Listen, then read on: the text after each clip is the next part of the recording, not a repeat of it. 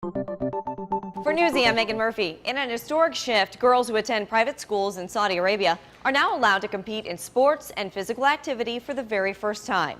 And women in Saudi Arabia now officially allowed to practice sports, but only in private school. They are required to dress modestly and have appropriate equipment. Dressing modestly means still wearing a full coverage outfit while playing. This decision comes after the kingdom allowed 2 female athletes to compete in the 2012 London Olympics for the very first time. You remember watching those athletes running at the London Olympics. It was so symbolic, wasn't it, that they were there to represent. And they didn't do very well in terms of medals and rankings and things, but it was more a symbolic victory. Women in Saudi Arabia cannot marry, can't leave the country, go to school, or even open bank accounts without the permission from a male guardian.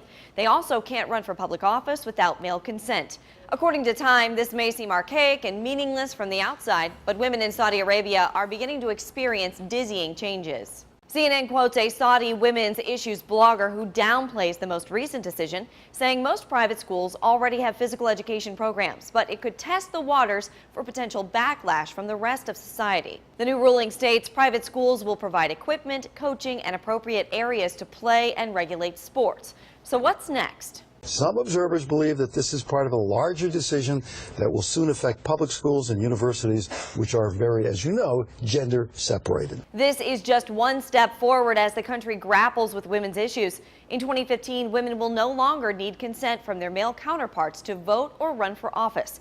That decision was revealed in September of last year. For Newsy, I'm Megan Murphy.